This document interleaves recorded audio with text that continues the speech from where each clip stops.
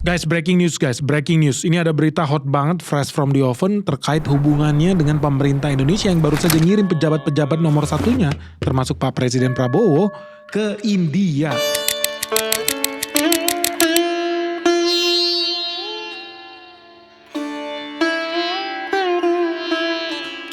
Dan ini ada hubungannya loh dengan video kita yang kemarin tentang pejabat Singapura, Perdana Menteri Lawrence Wong, yang memberikan tanggapannya tentang posisi Singapura yang semakin terjepit.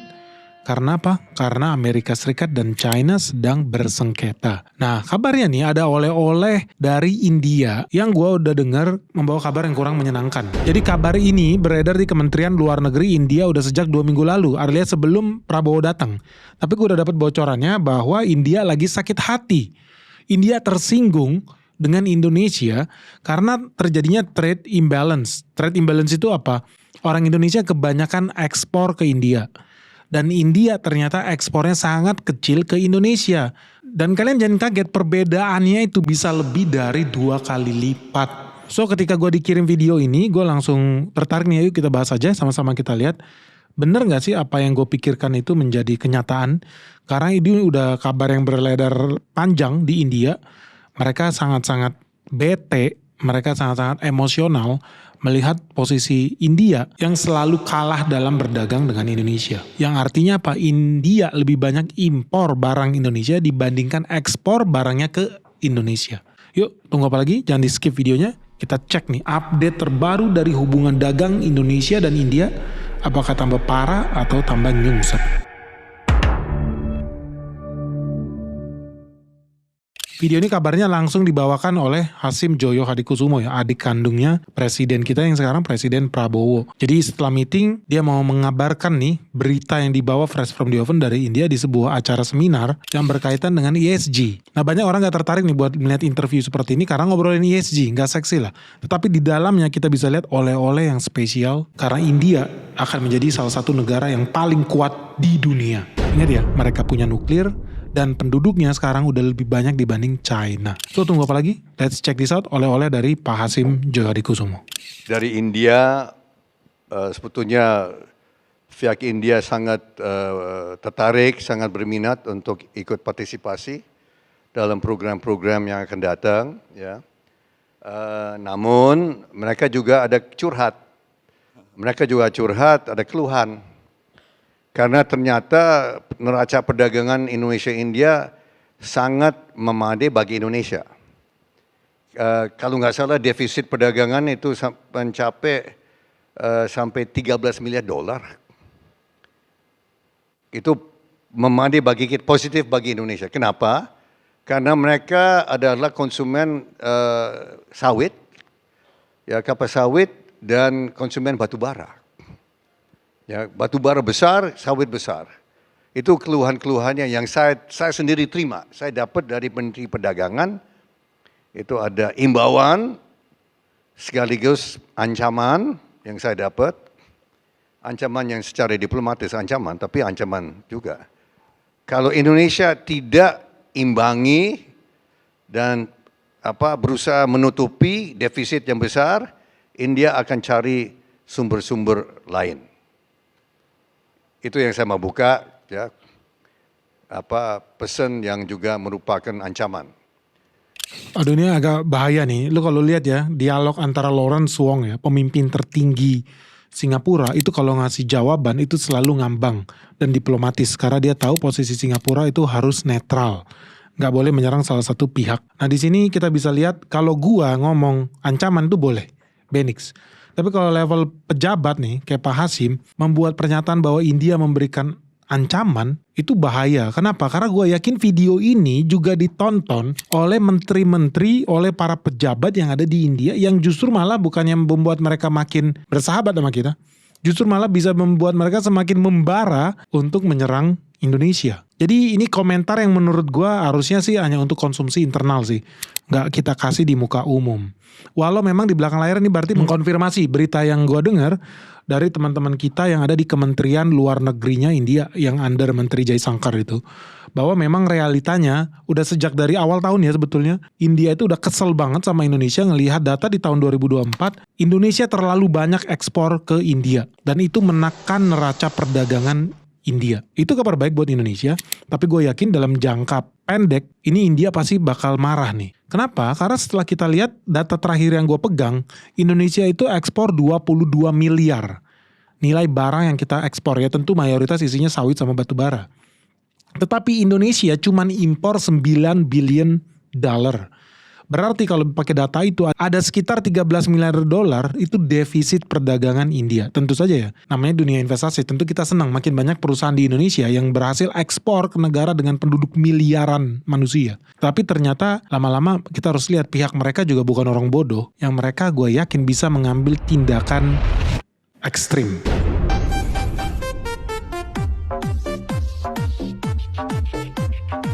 Ini bukan istilah yang pas ini. Menurut gue harusnya dibilang, ya kemarin India ada kasih masukan. India ada memberikan pandangan. Kok bisa ya neraca perdagangan kita antara India dengan Indonesia kok jomplang ya bedanya ya. Kok India banyak banget ya impor barang dari Indonesia. Kok Indonesia tapi tidak impor sebanyak itu ya dari India. Ini kan gak adil. Kurang lebih kan bisa begitu. Menggunakan bahasa yang lebih diplomatis. Karena ini udah level tingkat tinggi nih, level negara. Jadi gue lihat komentar ini pun pasti akan direkam oleh pejabat di India. Yang malah mungkin bisa bikin mereka sakit hati. Nah bentuk sakit hatinya apa? Yang jelas yang pertama yang gue bilang, yang paling mudah adalah buat mereka mengenakan tarif. Jadi disanksi dan teman-teman harus ingat ya, ada kemungkinan kita jadi bisa kena tarif. Ekspor sawit, ekspor batu bara kita bisa dikenakan tarif bea impor sama India. Dan ini udah dibuktikan sama Donald Trump. Ingat Donald Trump ini agak 11-12 nih sama Perdana Menterinya India yang sekarang nih, si Modi. Sangat-sangat ultranasionalis, sangat-sangat konservatif, dan punya banyak vote base. Suara mereka itu dari orang-orang yang sangat-sangat agamis. Jadi betul-betul cinta negara garis keras lah. Apa yang terjadi di Amerika di era Donald Trump, mereka bahkan rela menyerang Meksiko tetangganya dan Kanada sendiri tetangganya. Kenapa? Karena menurut Donald Trump, data menunjukkan Amerika Serikat terlalu banyak mengimpor barang dari Kanada dan Meksiko.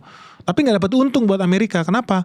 Karena ternyata Kanada tidak mengimpor barang dari Amerika Serikat. Meksiko juga tidak impor barang sebanyak itu dari Amerika Serikat. Akibatnya terjadi trade imbalance, sehingga kemudian Donald Trump mengenakan tarif untuk setiap barang-barang yang masuk ke Amerika Serikat dari dua negara itu. Nah ini bisa menginspirasi negara-negara lain yang garis kanannya lagi berkuasa, seperti yang terjadi di India. Artinya ada kemungkinan ini harus teman-teman harus siap ya. Batu bara bisa jadi nih menginspirasi India untuk mengenakan tarif ke batu bara Indonesia. Dan yang kedua ya turunan yang lain termasuk diantaranya sawit. Walaupun gua agak pesimis ya, sawit itu bisa dipajakin sama India. Kenapa? Karena itu udah urusan perut. Dan gak banyak negara di dunia ini yang bisa ekspor sawit dalam jumlah besar seperti Indonesia. Alternatifnya apa? Dia cuma bisa ke Malaysia. Apakah dia bisa cari sawit dari Thailand atau dari Vietnam? Gua rasa enggak. Tapi kalau batu bara bisa nggak diserang sama India? Sangat mungkin sekali. Ada begitu banyak opsi buat India cari sumber batu bara yang baru. So di sini gue sedikit memberikan saran ya dan kritikan ya kepada pejabat di Indonesia buat lebih bijak lagi kalau ngomong. Karena ini istilah ancaman, threat, itu bukan bahasa yang menurut gue pas ya untuk di tataran konferensi tingkat tinggi ataupun di ruang publik. Tapi kalau kita ngomong di belakang layar nggak apa-apa. Tapi kalau di ruang publik, seyaknya coba pakai istilah yang lebih diplomatis. Jangan bikin negara lain sakit hati nih. Ini ruangan publik. Lu bisa lihat demo video Lawrence Wong yang kemarin kita bikin. Sangat menjaga tata bahasanya supaya tidak menyinggung Cina, supaya tidak menyinggung Amerika Serikat. Luar biasa tuh. Walaupun di belakang layar ya dia berusaha untuk adalin dua-duanya. Tapi itu hal lain. Next. Tapi setelah saya pikir-pikir itu mereka mau dapat dari mana ya? Ya Pak CT, kapal sawit kan kita terbesar. Ya Pak? Sama kayak gue Terus pandangannya. mereka mau dapat batu bara dari mana? Kalau batu bara masih bisa. Batu bara Australia lebih mahal, ya. Batu bara di Afrika Selatan lebih jauh. saya senyum-senyum aja Pak Cete. Saya kan utusan khusus ya, saya harus baik-baik kan. Saya mau bertarung sama mereka di depan umum nggak enak ya. Sekali lagi ya gue mau bilang ini konteksnya kan video ini gue aja bisa dapat, berarti orang bule, orang India juga bisa dapat. Ya kayaknya nggak pas juga mentertawakan hasil obrolan empat mata dengan pejabat India itu di ruang publik, kayaknya nggak pas. Tapi kurang lebih ternyata pandangannya sama. Ternyata di belakang layar Pak Hasyim itu tahu nggak semudah itu loh India mau menendang Indonesia, ditukar barang dagangannya bukan dari Indonesia. Ternyata Pak Hasyim juga sadar. Cuman ya kayaknya nggak pas ya diomongin di ruang publik itu. Kalau sekali lagi kalau di belakang layar ya kita bisa obrolin lah. Ini hati-hati nih, bisa-bisa India sangat jadi sakit hati nih. Gue yakin sekarang Jai Sankar lagi bikin surat nih. Ini maksudnya apa nih gue diketawain nih di forum internasional. Kita lihat aja nih. Jadi kenyataan apa enggak? Gue sih sekali lagi ya, gue pesimis kalau sawit kita diserang nih sama India. Gue pesimis karena susah cari penggantinya. Tapi kalau batu bara sangat mudah. Next. Mereka sangat hormati kita. Ya, pemerintah India sangat menghormati kita. Kepala negara kita sangat dihormati, sangat diperhatikan, dan mereka sangat lihat Indonesia sebagai mitra sejati. Ya, ini yang saya baru tahu. Saya baru tahu mereka sudah adakan Republic Day, ini sudah 76 kali, Pak Tete. Apa nih? Tamu pertama di India itu Presiden Soekarno. Tamu ke-15 itu Presiden Prabowo Subianto. Begitu mereka hormati Indonesia. Itu luar biasa. Itu India ya. Nah, kalau Malaysia, kami mendarat dengan berita ada penembakan. Ada yang tewas. Itu yang pertama. Kaget. Ya. Wah ini jangan-jangan sengaja ya. Kita pikir wajah sengaja. Ini untuk merusak ya. Hubungan begitu baik. Pak Prabowo dan Pak Anwar Ibrahim itu mereka adalah kawan dekat sejak tahun 95. Prabowo masih kolonel, belum brigjen. Pak Anwar Ibrahim Menteri Keuangan dan Wakil Perdana Menteri. Dan waktu Pak Anwar Ibrahim masuk penjara cukup lama, Pak Prabowo sering komunikasi dengan beliau. Dan waktu beliau di luar kekuasaan, Pak Prabowo sebagai Menteri Pertahanan datang ke rumah Pak Anwar Ibrahim. Dia oposisi waktu itu, Pak Prabowo Menteri Pertahanan datang ke rumah dan menghormati. Dan di situ Pak Anwar Ibrahim merasa sangat dihormati dan dia bilang ke saya, "Your brother is a true friend of mine." Abangmu itu adalah kawan sejati saya. Anwar Ibrahim bilang ke saya. Iya. Kalau itu betul ya. Jadi kalau buat teman-teman yang belum tahu, di Malaysia ini beruntungnya kita ya, presiden kita sekarang dengan Perdana Menteri Malaysia yang baru Anwar Ibrahim itu sebetulnya dari pihak oposisi itu zaman dulu itu suka banget diserang sama penguasa waktu itu Mahathir Mohamad, dipenjara lah dengan berbagai kasus lah, mulai korupsi, pencurian sampai pedofil ya dituka. Jadi bahkan kalau lu menyebut nama Anwar Ibrahim di sekolah lu bisa ditangkap. Jadi Anwar Ibrahim itu dijadikan public enemy, dibikin gosip-gosip propaganda nggak jelas. Kenapa? Karena Mahathir Mohamad sangat takut Anwar Ibrahim bisa naik dan berkuasa. Yang paling ngeri ya dia di penjara, tuduhannya sodomi. Ini luar biasa nih politik di Malaysia nih. But at the end of the day ternyata Anwar Ibrahim berhasil naik menjadi penguasa di Malaysia. Dan ternyata ya presiden kita ini mungkin teman-teman banyak yang belum tahu, tapi kalau gue udah tahu. Dari sejak si Anwar Ibrahim ini belum berkuasa, bahkan sempat di penjara, ya Prabowo udah sering berkunjung, udah sering bersahabat dengan dia, ngobrol-ngobrol bareng. Karena mereka dulu teman sekolah bareng waktu di Amerika. Jadi ya gue sih percaya dengan berita ini, gue sangat percaya bahwa presiden tertinggi di Indonesia, penguasa tertinggi di Indonesia dengan penguasa tertinggi di Malaysia, itu best friend, itu betul. Dan itu kabar baik buat kita. Nah tadi salah satu komentarnya juga mengabarkan bahwa kita sangat dihormati India. Ya bagus juga sih, cuman tadi di awal bilangnya India ngancem-ngancem kita. Jadi agak nggak sinkron nih jalan ceritanya. Tapi ya udahlah, Ya udahlah, pokoknya kita dapat good news bahwa ya Indonesia katanya dihormati oleh India dan kita best friend sama Malaysia. Next. Saya kemana-mana, saya merasa bahwa Indonesia ini, kita tidak ada musuh. Kita Indonesia tidak ada musuh. Manapun Pak CT. Kawan kita banyak. Indonesia nggak ada musuh. Nggak ada, betul-betul nggak ada musuh. Kalau India, musuh dan calon musuh ada. Persis di sebelah. Cina maksudnya nih. Ada Pakistan dan ada China. Ya, Indonesia kita, kita sebagai pengusaha ya Pak CT ya, kita nyaman di sini. Ya, kita nggak ada ancaman dari luar. Saya kira itu saja. Ya. Ya nggak juga sih kalau dibilang nggak ada ancaman dari luar. Buktinya udah berulang kali ya presiden kita jatuh karena intervensi dari CIA ya. Udah tentu ya mungkin Indonesia memang dianggap bukan ancaman karena Indonesia terlalu mudah buat dijadikan negara boneka ya. Jadi terlalu mudah buat dikontrol secara tidak langsung maupun secara langsung. Jadi kalau dibilang Indonesia bukan ancaman ya gua rasa betul. Karena apa? Ya pertama kita nggak punya nuklir. Apa yang mau dibanggakan? Persenjataan kita nggak ada. Semua barang impor. Pesawat jet kita impor. Peluru aja kita impor. Artinya kalau kita berperang sama negara-negara ini, tinggal dia stop ekspor spare partnya, stop ekspor senjatanya, ya pasukan kita modal bedil, bambu, sama ketapel. Udah, basicnya itu. Terus artinya kita ancaman buat mereka? Tentu saja tidak. Makanya kalau dibilang Indonesia nggak ada musuh, gua rasa itu betul. Jadi yang dibilang di sini, betul Indonesia nggak ada musuh. Karena memang kita tidak berbahaya. Tapi lu bayangkan India, mereka punya industri senjata sendiri. China bisa bikin pesawat siluman sendiri. Punya nuklir yang bisa meluncur antar benua. Bahkan mereka bisa meluncurkan satelit sendiri.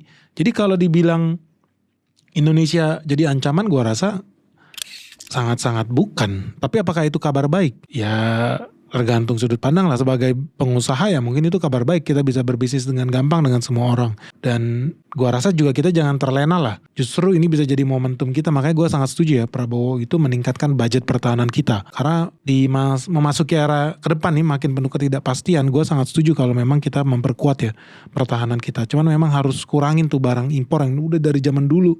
Semua kita impor. Ini sedih banget. Kenapa? Karena udah sejak 200 tahun yang lalu kita ngomong Inggris udah bisa bikin kereta bawah tanah dari 200 tahun yang lalu. Moskow, Rusia dari 200 tahun yang lalu udah bisa bikin kereta bawah tanah. Indonesia baru 10 tahun yang lalu, untung aja ada Presiden Jokowi ya, kita punya kereta bawah tanah yang namanya MRT. Jadi lu bayangin betapa jauhnya kita ketinggalan. Kita nggak usah ngomongin tank atau pesawat terbang sama-sama pakai besi. Kita ngomongin kereta aja. Ternyata kita ketinggalan dari negara-negara itu yang udah punya infrastruktur sampai beratus-ratus tahun lalu. Jadi ya ini salah satu hal yang menurut gua sih harusnya menjadi inspirasi kita ya buat bisa mengembangkan ya industri pertahanan sendiri, bukan lagi mengandalkan barang impor. Kan Pak Prabowo bilang hilirisasi. Betul, setuju, sangat. Gue sangat setuju. Tapi kalau bisa itu juga masuk ke sektor yang berhubungan dengan pertahanan. Jangan semuanya kita impor. Pindad bisa gak bikin peluru? Iya, tapi gak 100%. Jadi ya gue setuju. Dan semoga betul ya, semoga kita masih bisa terus best friend nih dengan negara-negara itu. Dan tadi kalau dibilang kalau India posisinya lebih tegang dari kita, iya, tapi itu juga mungkin yang bikin India lebih maju dari Indonesia. Kenapa? Karena mereka setiap saat itu mendapatkan ancaman. Salah langkah, salah ngomong, salah membangun negara, bisa-bisa dijajah Pakistan atau dijajah Cina. Jadi mereka nggak bisa kayak Indonesia tidur-tiduran, nyantai, nggak bisa. Halo Sobat Investor, di tahun 2025 ini ketidakpastian ekonomi dunia dan ekonomi Indonesia akan mempengaruhi kondisi ekonomi kamu. Dan kondisi ekonomi Indonesia yang tidak stabil akan berdampak sangat dinamis untuk pertumbuhan investasi kamu semua. Sebagai investor, makanya jangan sampai salah langkah ya. Yuk segera daftarkan dirimu sekarang juga di komunitas saham Benix di Benix Investor Group. Karena di sini kita akan belajar dan berdiskusi bersama selama 1 tahun penuh ke depannya. Apalagi di bulan Januari ini kita akan mengadakan visit ke beberapa emiten di ESG yang sangat prospektif untuk menambah cuan kamu. So, tunggu apa lagi? Segera hubungi WA admin yang ada di bawah ini dan daftarkan dirimu sekarang juga ya. Jadi itu ada salah satu keuntungan juga dalam posisi terjepit. Contoh ya kayak lu lihat Jepang, Korea Selatan, tetangganya siapa? Ada Korea Utara Kim Jong Un yang agak stres, terus ada Xi Jinping. Jadi mereka nggak bisa nyantai-nyantai kayak negara Indonesia. Merasa nggak ada musuh, merasa nggak jadi ancaman, nyantai-nyantai negara jalan di tempat. Tadi yang gue bilang, kereta bawah tanah aja negara lain 200 tahun yang lalu udah punya. Kita 10 tahun yang lalu baru bikin. Jadi ada sisi positifnya, ada sisi negatifnya. Sisi negatifnya ya kita jadi malas-malasan. Sisi positifnya kayak India mau nggak mau harus mempercepat kemajuan teknologinya. Mempercepat kemajuan negaranya. Mereka nggak ada pilihan lain. Jadi ya itulah masing-masing ada sisi positif negatifnya. Next. Pak, tadi Bapak memaparkan Pak banyak program-program Pak Presiden ya Pak, mulai dari makan bergizi gratis. Kemarin Pak Bu Menkyu udah ngomong sih Pak, dinaikin jadi 171 triliun ya Pak. Lalu juga tadi ada pembangunan rumah ya Pak, 3 juta rumah. Lalu ada juga tadi mau membangun pembangkit listrik yang hijau ya Pak, green, 73 gigawatt. Pertanyaannya, duitnya dari mana nanti Pak? Apakah itu bakal dicari dari investor atau seperti apa Pak? Oke, begini.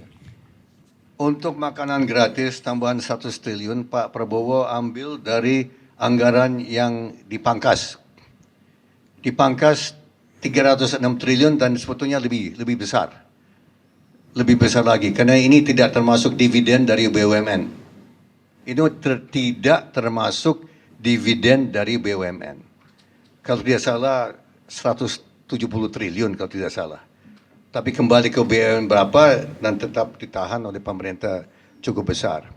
So itu Pak Prabowo menyadari bahwa kalau uang itu dipangkas, ditarik dan tidak dikucurkan ke ekonomi, ini pertumbuhan ekonomi kan melambat. Ya. Prabowo ada keuntungan satu Pak CT. Prabowo adalah anaknya seorang guru besar ekonomi. Prabowo bukan sarjana ekonomi, tapi dia menurut saya dia lebih menguasai ekonomi daripada banyak sarjana ekonomi. Sungguh. Kenapa? Karena selama puluhan tahun dia belajar dari orang tuanya, yang juga orang tua saya.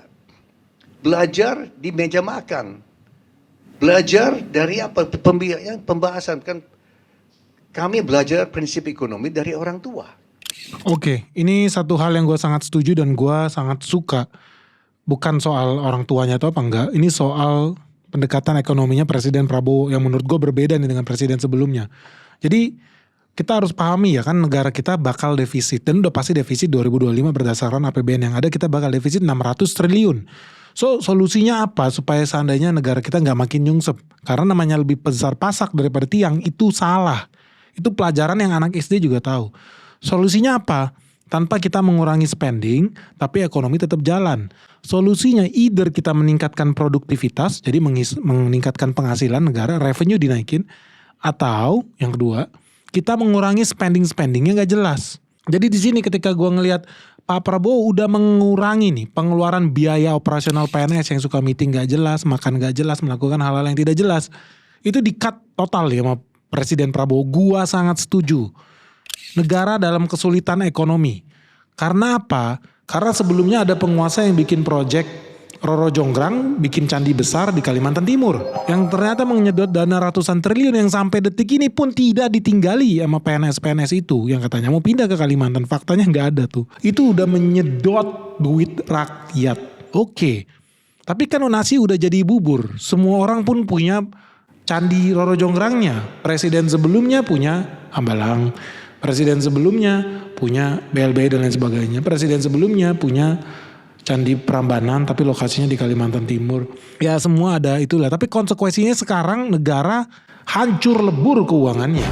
Dan Prabowo mau gak mau dia mewariskan itu. Dan dia harus berjuang untuk memperbaiki negara ini dengan situasi yang sedemikian sulit. Peta dunia lagi buruk. Perdagangan dunia lagi hancur. Dan ya Indonesia korupsinya makin gila. Makin hari lu makin lihat banyak pejabat korup. Makin banyak oknum-oknum penegak hukum yang tidak punya otak, yang hobinya memeras rakyat dan makan uang haram. Itu faktanya dan itu yang dihadapi oleh Presiden Prabowo sekarang. Dan menurut gue ini hebat karena satu-satunya presiden yang memang punya pola pikir gini. Ada bahayanya juga loh kalau seandainya negara tiba-tiba berhemat, Oke, nahan duit, apa yang terjadi? Duit nggak turun ke masyarakat, ekonomi nggak gerak. Hebat nih Prabowo udah ngeh dengan ini. Jadi dia tukar itu ke hal yang lain yang punya investasi jangka panjang. Ya katakan makanan bergizi gratis. Yang by the way gue setuju karena begitu banyak orang di Indonesia ini yang stunting, yang kurang gizi, yang kurang sehat. Dan gue sangat setuju kalau kita lakukan itu. Semua negara lakukan itu. Jepang lakukan itu. Negara maju, Finlandia, Swedia, Skandinavia, Belanda pun lakukan itu. Makanan bergizi gratis untuk anak sekolah. Tapi dananya dari mana? Itu dia. Pengeluaran gak jelas di PNS ini harus dikurangin. Dan gue sangat setuju ini adalah hal yang brilian. Teman-teman tahu Amerika Serikat aja sekarang detik ini udah punya departemen baru yang namanya DOGE itu. Department of Government Efficiency, pemimpinnya Elon Musk. Itu punya target pecat 40% PNS yang ada di Amerika Serikat. Gue sedikit masukan buat Pak Prabowo. Gue lihat nyalinya tinggi nih Pak Prabowo. Ini satu-satunya yang punya nyali nih. Sepanjang sejarah negara ini orang hobinya nambah pegawai honorer. Nambah pegawai PNS. Udah gak ada kerjanya tapi ditambah terus jumlah orangnya buat apa? Bukannya makin produktif tapi ternyata makin pemalas. Itu realita. So gue sedikit saran dari Pak Prabowo. Ini gue sangat dukung, gue sangat suka ketika kita berhasil lakukan penghematan. Buat spending PNS yang gak jelas. Boleh sedikit masukan, kurangin jumlahnya. Mayoritas PNS itu gak kerja. Yang kerja itu justru malah tenaga honorer. Yang bukan PNS tetap. Jadi dia merasa dia adalah bos. Dia suruh-suruhlah anak magang, dia suruh-suruhlah anak honorer buat melakukan pekerjaan dia. Dan menurut gue itu gak pas. Kalau memang gak bisa kerja, stop. Mereka juga gak ada kerjanya. Mereka gak ada kerjanya. Jadi 50% Pak Prabowo tolong lu hapus PHK massal lah PNS. Jangan cuma swasta aja yang ngos-ngosan di PHK. Ketika PNS pun gak bisa becus, gak bisa kerja, malah meres rakyat doang bisanya. PHK aja. Terus nanti gimana negaranya bisa jalan? Gampang, ke swasta. Vendorin. Lah Menteri Keuangan aja bikin program Cortex gak bikin sendiri. Di vendorin sama orang asing lagi yang pegang data pajak kita. Gila gak? Masa masalah soal nyabutin pohon, gunting rumput, kita gak bisa vendorin itu? Singapura jumlah PNS-nya itu sangat sedikit. Belanda sangat sedikit. Kenapa? Karena semuanya mereka vendorin. Karena mereka percaya swasta bisa lebih bagus, lebih murah dan efisien. Dibandingkan mereka harus hire PNS. Yang kerjanya apa? Ngurusin tanaman. Gue masih gak masuk akal. Kenapa di Indonesia ada dinas pertamanan? Kenapa ada dinas kuburan? Di negara maju gak ada bro. Apa kegiatannya PNS ini yang gaji negara nih? Pegawai negara sipil ngurusin pohon. Apa iya? Gue lihat sih di Indonesia banyak taman-taman gak keurus ya. Sangat banyak taman yang gak keurus. Sampah aja bertaburan di mana-mana. Coba lu gak percaya, pergi lu ke Bandung, pergi lu ke Jogja. Faktanya ngurus sampah aja gak becus, apalagi disuruh ngurus taman. Udahlah, kasih sama swasta jauh lebih murah, jauh lebih efisien, jauh lebih cepat. Gak usah semua disuruh kasih ke PNS, gak gerak. Udah belajar nih negara maju. Negara-negara maju, Belanda udah sangat bagus, udah sangat paham soal itu. Mereka vendorin aja, kasih ke swasta. It's not a big deal. Beda kalau seandainya tentara, lu mau vendorin gitu pakai swasta, mercenaries, itu baru aneh. Karena ya kita harusnya punya sendiri tentara kita. Tapi ini kan ngomongin dinas-dinas yang menurut gue gak penting ada di Indonesia. Ada salah satu lagi. Ini gak usah gue sebut ya. Dinas sebuah provinsi, kabupaten yang ada di bagian tengah Pulau Kalimantan. Gak ada laut, gak ada pantai, gak ada gunung, tapi punya dinas pariwisata. Apa yang mau dilihat? Kan goblok. Isinya cuma padang pasir. Terus ngapain? Orang ke situ aja mau nginep najis. Mending pergi ke Bali, ya dong. Atau lu pergi ke Batam, bisa jalan-jalan, belanja, atau ke Singapura atau ke Jakarta, banyak mall. Tapi di situ sama sekali nggak ada yang bisa dilihat, tapi bisa ada dinas pariwisata. Itu kebodohan yang luar biasa.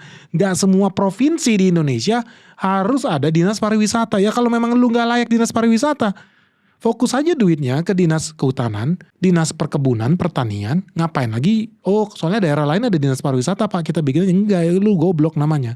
Lu gak layak, gak mungkin, dan gak perlu. So, permintaan saya sama Pak Prabowo, gue sangat bangga.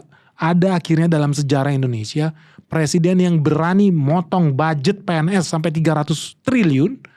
Itu gue sangat bangga. Gak ada presiden Indonesia yang punya nyali sebesar itu. Jujur aja, banyak presiden di Indonesia itu takut sama birokratnya. Takut sama PNS di bawah. Ngapain takut? Lu penguasa tertinggi, lu dapat mandat dari kita semua. So gue sangat senang dengan Pak Prabowo, dengan program penghematan besar-besaran ini gue sangat setuju. Dan jangan takut, Amerika sedang lakukan itu. Elon Musk udah pecat banyak pegawai di tingkat federal. Dan itu akan makin banyak lagi yang dia pecat. Bahkan ada banyak kementerian dan dinas-dinas departemen yang akan ditutup sama Donald Trump. Kenapa? Karena Amerika juga defisitnya besar. Dan Donald Trump lah satu-satunya orang yang punya nyali buat menutup dinas-dinas, departemen, lembaga negara yang gak penting. Contohnya Pak USAID. Yang kemarin salah satu yang hobi ngasih beasiswa ke pejabat-pejabat Indonesia. Sama seperti CSIS. Itu udah mulai dikurangin sama Donald Trump. Presiden Amerika Serikat aja berani pecat massal PNS-PNS-nya, banyak yang sampah. Kenapa kita gak berani? Tapi guys, kalau menurut kalian gimana? Kalian setuju gak sih dengan program Presiden Prabowo yang melakukan penghematan massal di semua kementerian yang ada di Indonesia? Ya salah satu gambarannya pengeluaran buat ATK itu di-cut sampai 90%. Ya which is sedih banget lah. Mungkin gue berita duka nih buat sahabat baik gue yang bisnisnya ATK memang banyak. Pengeluarannya gak jelas. Masa tiap bulan bisa beli 27.000 bolpen buat apa coba? Gak habis-habis itu tinta. Diminum apa kali di bolpen itu? Salah satu pengeluaran gak jelas. Dan gue baru dengar lagi ada yang pengeluaran mobil dinas itu udah dikurangin penggunaan AC-nya. Jadi kadang-kadang dibuka jendela, kadang-kadang pakai AC. Nah satu lagi yang gue dengar soal makanan. Biasanya dikasih makan kan PNS tiap siang-siang ya. Tapi sekarang mereka udah gak dapat lagi tuh nasi kotak. Mereka beberapa ada yang udah terpaksa nih pakai catering. Which is ya menurut gue ya bener juga. Kenapa juga kita yang bayar pajak, kita pun kalau pergi ke kantor cari makan siang sendiri, pakai duit sendiri, kok tiba-tiba gara-gara lu PNS lu berhak gitu dapat makan siang gratis dari negara, itu kan duit rakyat. Nah kalau menurut kalian gimana? Kalian setuju gak sih kalau Presiden Prabowo melakukan penghematan massal di PNS-PNS ini? Kasih komentar dan tanggapan kamu di bawah ya. Hal apa sih yang paling pemborosan banget di negara kita ini? Oke guys, semoga video ini bermanfaat. Salam sehat, salam cuan. Ditunggu tanggapan kamu mengenai video ini di bawah ya. Bye-bye. Hai Sobat Investor, kalau kamu tertarik dengan konten-konten seperti ini dan ingin tahu lebih dalam lagi tentang Benix, yuk ikuti sosial media kita yang lain seperti beranda Facebook kita di @benix atau ikuti juga Instagram kita di @benix.official. Ditunggu ya.